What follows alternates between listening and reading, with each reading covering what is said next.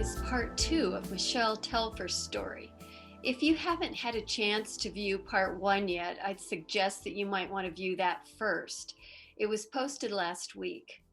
After her early years in Zambia, Zimbabwe, and Botswana, God brought Michele to the United States.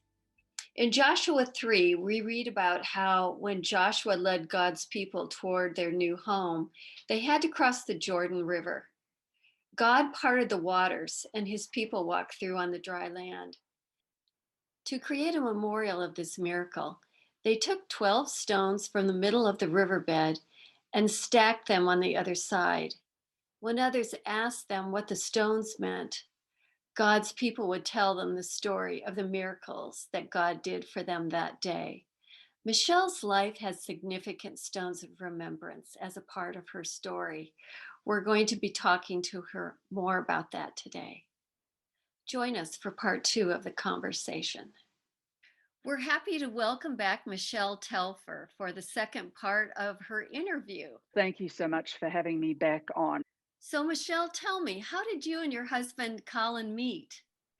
Actually, it was really quite strange because both of us really loved the theatre and we belonged to this amateur theatre group. And they put on a production of Godspell, which I'm pretty sure everybody's familiar with. It's like an adaptation of the Gospel of Matthew set to music. And it was really interesting because neither of us had much experience with the gospel. We did the shows, and I remember that that was the first time I really felt God speaking to me, though I didn't know it was Him. It was if you are familiar with the play, Jesus is portrayed as a clown, which I really think is not as offensive as some people think it's meant to be. I think he was portrayed as a clown simply because the clown is supposed to represent innocence. And at some point in this little junkyard escapade, of course, Jesus gets put to death, and it is by being tied to this fence in the junkyard. And, it's very plain that he died on the fence. And I remember being overwhelmed with emotion every night that that happened. I felt so sad that people put him to death.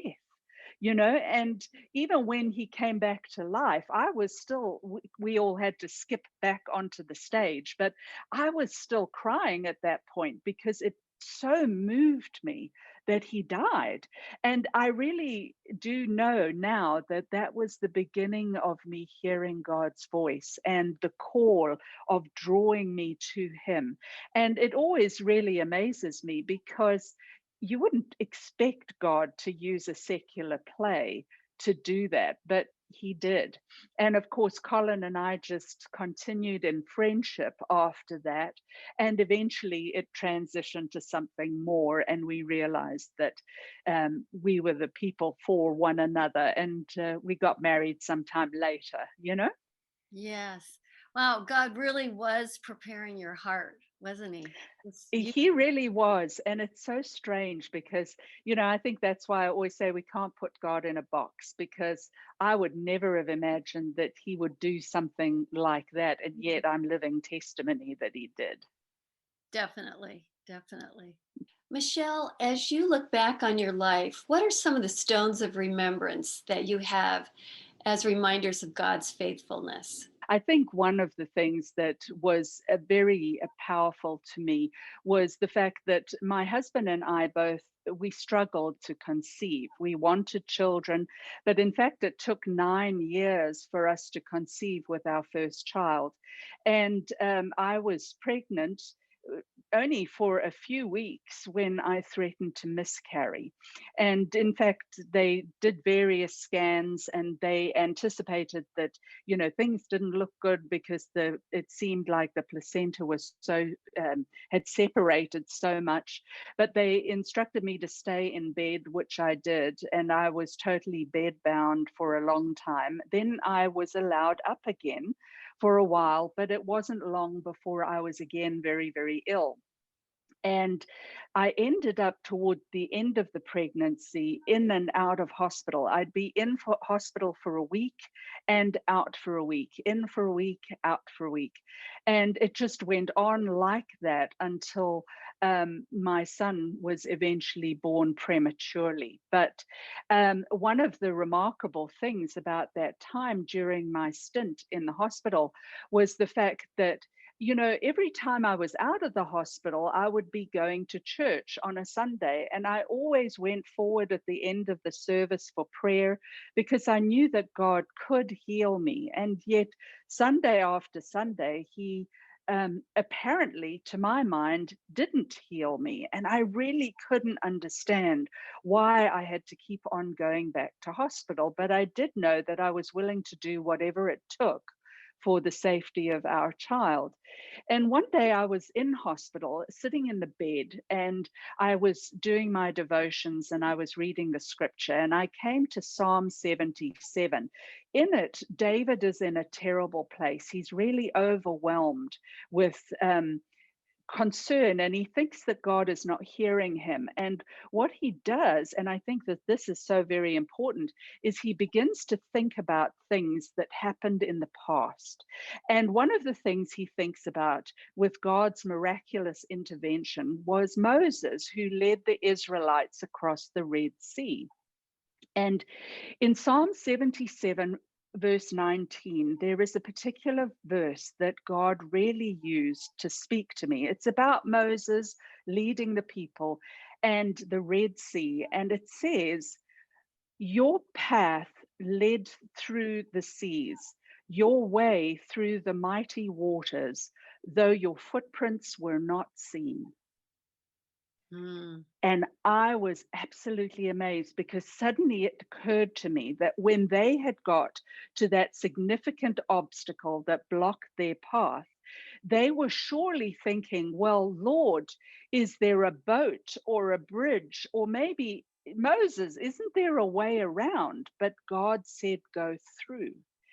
And more than that, when they went into those mighty waters, his footprints were not seen going ahead of them. And I suddenly realized that that was applicable to me in my circumstance because truly I didn't, if I could have had any way around that circumstance, I would have chosen it. But there wasn't a way around. It was as if God was saying, trust me and go through. But I couldn't even necessarily determine his footsteps going ahead of me. And yet, he did protect me. And just a few weeks later, my son was born. And yes, he was born premature. He only weighed 4 pounds when he was born. The reason that they had to give me a C-section was because my blood pressure decided to skyrocket, and it was 220 over 120. And the doctor said, we have to give you a C-section. And I said to him, but what about the baby? And I still remember that he said to me, my dear, if we don't give you a C-section, we may lose you. And so it was extraordinary circumstances.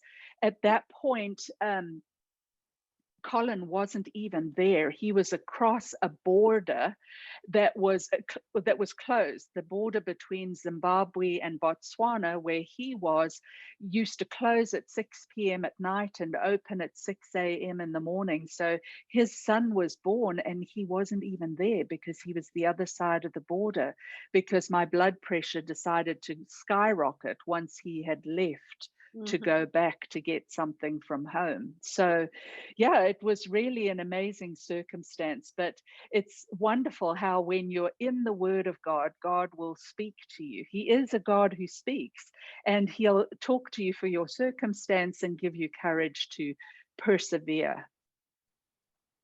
Wow, that's definitely a stone of remembrance. Exactly. Absolutely. Yeah. Yeah. So then at some point you had Megan, not Yes. too long after, right? Your daughter. No, that was really amazing because the whole pregnancy with Stephen was so drastic and dire. I the doctor recommended that I didn't have any more children. And funny enough, without actually trying, and remember, I struggled for so many years to fall Mhm. pregnant the first time. It was just 9 months later I fell pregnant with Megan. In fact, no, I don't even think it was as long as 9 months. But anyway, I fell pregnant with Megan just shortly after, when Stephen was a small baby. And I remember telling the doctor that I was pregnant again, and he just said, "Oh," he didn't congratulate me or anything. But the miracle of it all was my second pregnancy was entirely normal. And I remember him even saying to me toward the end of the pregnancy that I had the best blood pressure of all of his patients and even better blood pressure than he had. So I just, I love that, because I really think that God gave us two miracle children, not one. Right, right. Yeah. And, they've grown up and, are just such a blessing. My daughter's a nurse, and my husband is in the military. Or your son, you mean? Oh, sorry. Yes. Yeah, My son yeah, is in the military. yeah, he's a Yeah. Marine. He's a Marine. Yeah. Yeah. So then when your children were small, you ended up coming to the United States, Yes. and give us a little background on that. Why did you come?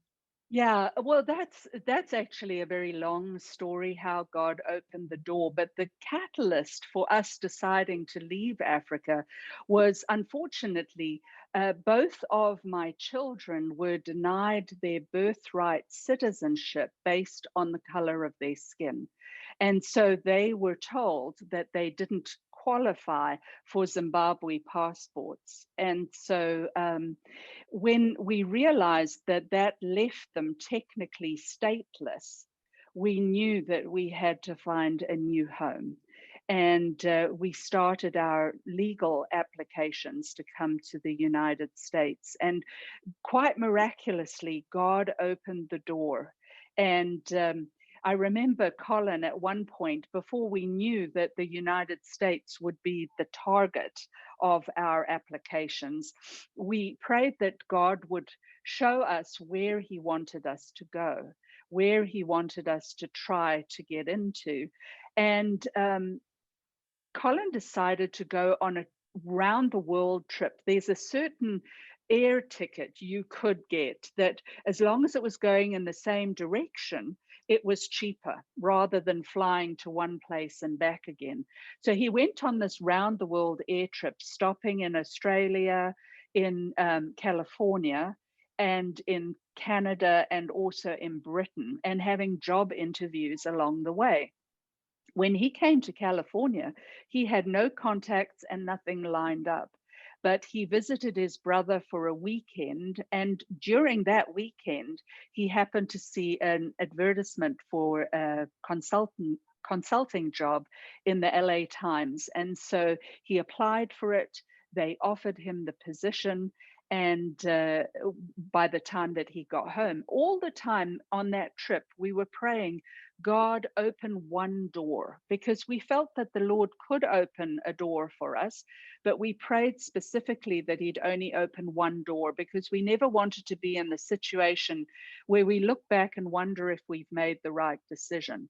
So we asked for one door only. And out of all of the interviews he had, he only got one job offer, and it was the one in California. And they sponsored our application, and that's how we came to the United States. How long did it take you to get your citizenship here? Oh, good grief. You have to first come on an H1 visa, which is a work visa. And then once you've been on that for a while, then you're allowed to transition to an application for a green card. And then once you get your green card, after 5 years, I believe, you're allowed to apply for US citizenship. And so we came here in 99, and I think it was probably 2008 by the time we were allowed to go for citizenship. Okay. It was a long and very expensive process, but Mhm. we knew that we had to do everything according to the book, because if we wanted God to bless us, we needed to be law abiding in every sense, you know? Right, right. And you wanted to honor him. Yeah, And absolutely. it was really a walk of trusting him Yeah. that wasn't. And honestly, there were so many twists and turns on that walk, but that it's just another message for another day, because it's a powerful testimony of how he did the impossible. Hmm. Yeah.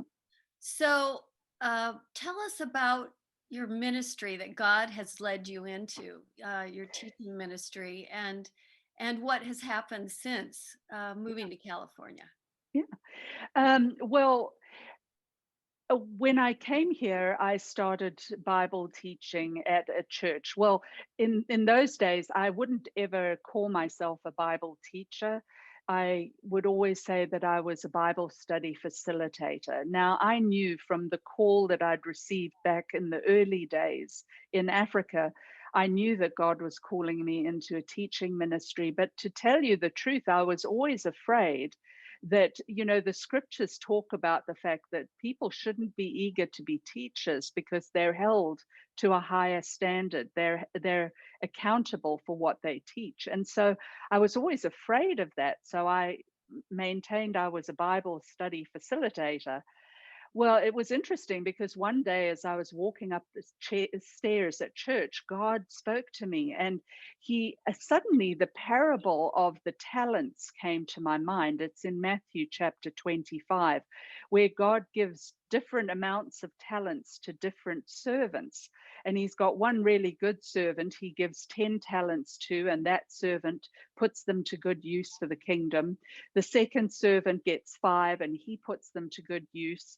But the third servant only gets 1 talent, and he is so afraid of God as being a hard taskmaster, he buries his talent and he doesn't use it for anything. So when the king returns in the parable, the servant says to him, "Oh, here's your talent back, because I hid it. I didn't do anything with it because you're a hard taskmaster." And God said to me, "Do you realize that you're that servant?"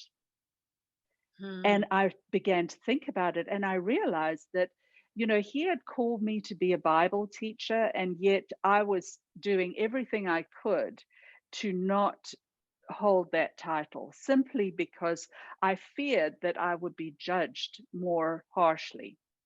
And it's interesting, but that day I repented and I asked his forgiveness. And from that moment on, I said that I was a Bible teacher when people asked what I did.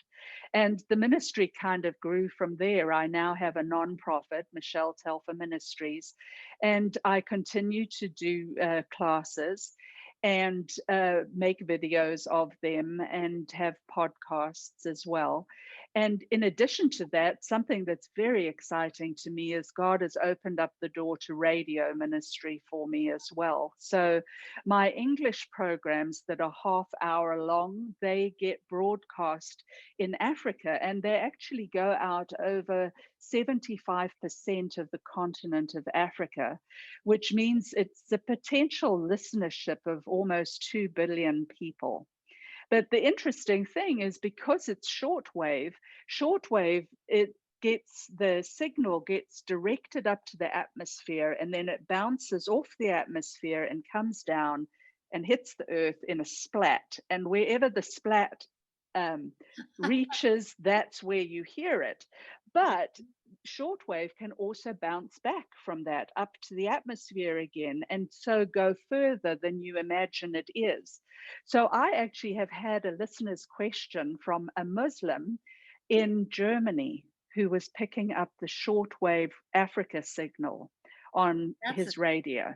So it really is amazing. And then in addition to that, my English blogs get translated into 5-minute Arabic broadcasts that an Arabic speaker speaks as if she is me, and they get broadcast 4 times a week out across the whole of the Middle East.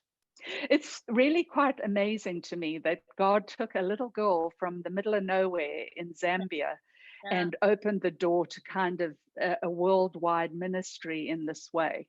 I know it's not me. It's just that for some reason, and I'm still not sure why, God, by his grace, said, "You'll do." Hmm.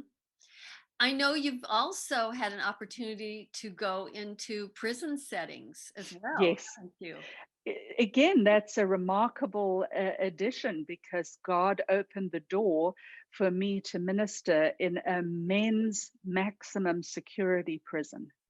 And I have no idea why he would take me to minister in a men's prison, but that's what happened.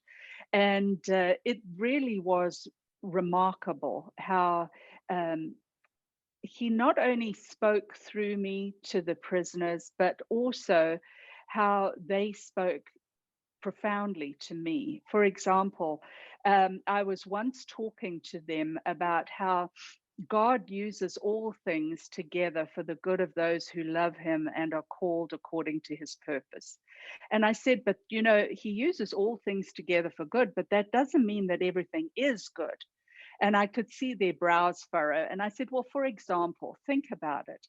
Um, when I was a teenager, I was once late for school and I decided I needed caffeine badly. So I decided I'd grab a handful of coffee grounds and just throw them in my mouth and eat them that way, right? I said to them, it was disgusting. And they started to laugh because I'm gathering quite a few of them had actually done that before. But I said it was absolutely disgusting. The truth is, coffee on its own is bitter.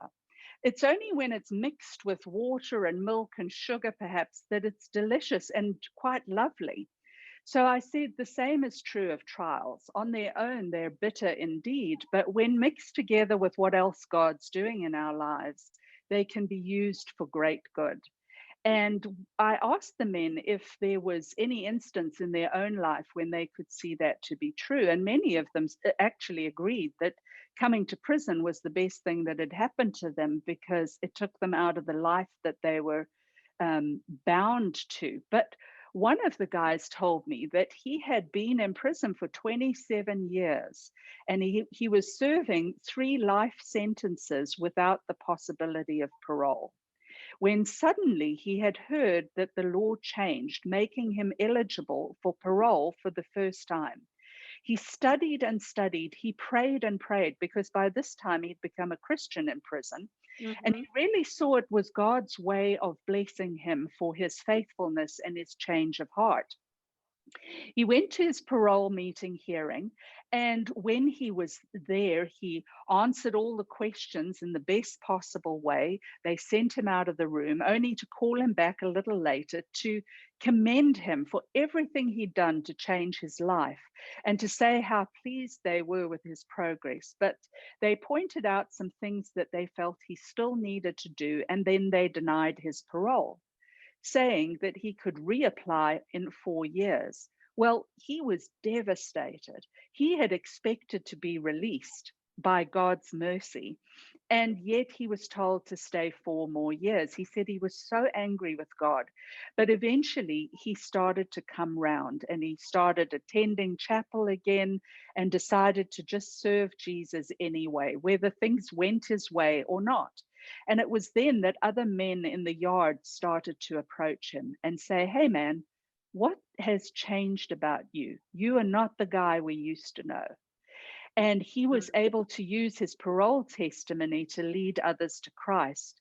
And he said, at the time my parole was denied, I thought it was all about me, but it was about the people who were watching me. I was going to be part of their story too. And God used me to reach them. And I'm actually glad now that my parole was denied because it's led to other brothers in the Lord coming to faith in Christ. Hmm. Amazing insight and Yeah. perspective. Wow. And that's why I say God always blesses us when we step out to serve Him in any way.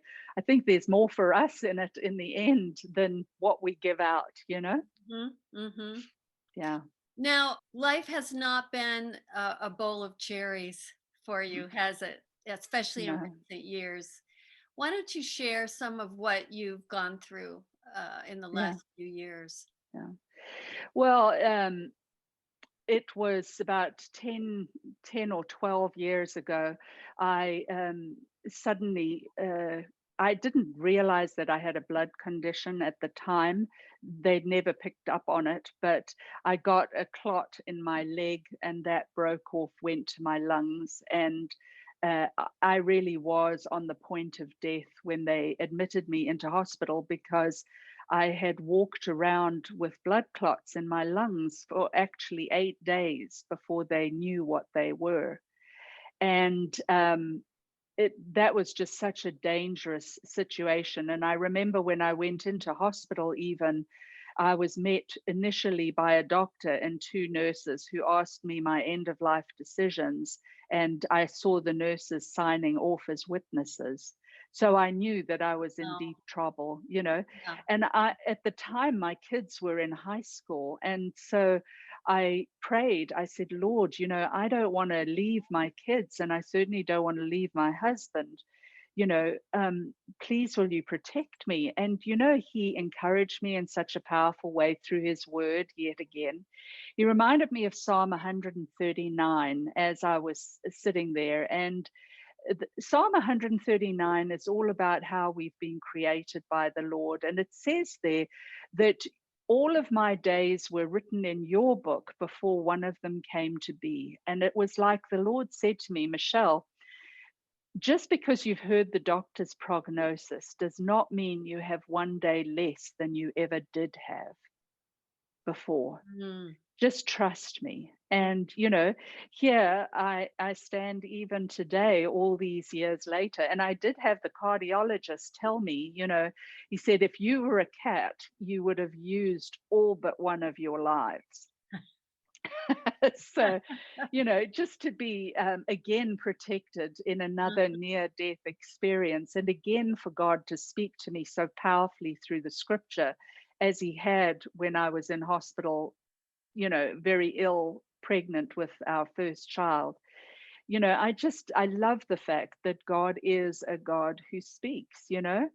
Um, After that, and I won't bore you with the details, but after that, I was diagnosed some years later with cancer. And yet, even now, I'm still here today. And then it was just shortly after my battle with cancer, or my bout with cancer, because I don't think I had things nearly as bad as a lot of people do. Yeah. Um, so after my bout with cancer, my husband Colin was diagnosed with a rare blood disorder, and he had to undergo chemotherapy in the hope that it would prevent it from transitioning to acute myeloid lymphoma, AML. I think that was what it was. Anyway, oh no, it was acute myeloid leukemia, a Okay. blood cancer. Mm. And anyway, so he went through chemo with that. He was incredibly ill for a year, and yet still trying to soldier on to continue to work and all that, because he was just such a blessing and such a provider for his family. Mm-hmm. But unfortunately, just over 2 years ago, the blood disorder did transition to leukemia. And in fact, once it transitioned to leukemia, it took just 8 days to kill him. And it was we were able to go on our 35th wedding anniversary celebration just before, and we took a few days away together. And I knew that he was terribly sick while we were on that little break. I had a sense that I was watching him die. But it was such a blessing because during that time we were able to sit at the meal times and just talk about what God had done in our lives, about how he had blessed us with one another, the things we loved about one another, the things that had been so special. It was a time of beautiful remembrance. And in fact, it was as soon as we got back from that trip that he ended up having to go to hospital. And though they did their best to save him, he never came home. Hmm. I remember how quickly that happened. Yeah, it was difficult. You know, and I remember being so terrified just of life without him. I mean, even just doing simple things like paying bills and that sort of thing, you know, because he'd always done those sort of things. And I used to be so afraid to do them. I was just terrified. And I remember praying repeatedly, and I still do, even to this day. In fact, I've even prayed it this week, to tell you the truth. It comes from Jehoshaphat in the Old Testament. He was a good king of Israel, but he got himself into trouble. And these three different armies came to attack him in Second Kings. And he knows that they're on their way, and he is really perturbed because they far outnumber his army. And so, what does he do? He goes to the Lord and he begins to worship and he praises God for what he's done in the past. And then he says these very famous words: Lord, we don't know what to do, but our eyes are on you. And God gave him a strategy that ended up in great success and the defeat of the other three armies. Now, that's exactly what I pray repeatedly is, Lord, I don't know what to do, but my eyes are on you. And I want to tell you that it has not been easy. It really hasn't been easy. And I still cry a lot, but God has been faithful and he is my provider and he has never let me down. It's just such a beautiful witness of God's faithfulness and nearness to you in such a difficult Yeah. situation. Michelle, your work now is your ministry, isn't it? I mean, that is your Yes. source of income. Yeah. Yeah. And I'd like you to give your information again about Oh, how people can access your website and learn more about what you do, because you are doing online Bible studies. And yes.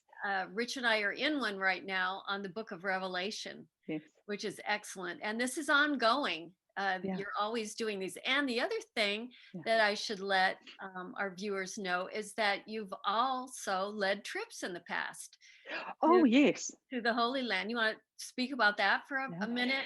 We really Yeah. hope those are going to begin again. Yeah. Yes, we're hoping that I'll be leading a trip in this October. We're actually looking at arranging that right now. But yes, I do lead trips to the Holy Land, and it's an absolutely magnificent experience. I like to keep the group small because I want people to really have an intimate experience with one another and with the Lord. And so, yes, I have led many trips to the Holy Land, and sometimes we also include Jordan as well and go and see the ancient city of Petra, Hmm. which is always a blessing. But one of the things I love most to do about Jordan is to take them to the place where Moses first saw the promised land and to give them a message there before we enter Israel. It's a very, very powerful thing. So that's another part of my ministry that I love.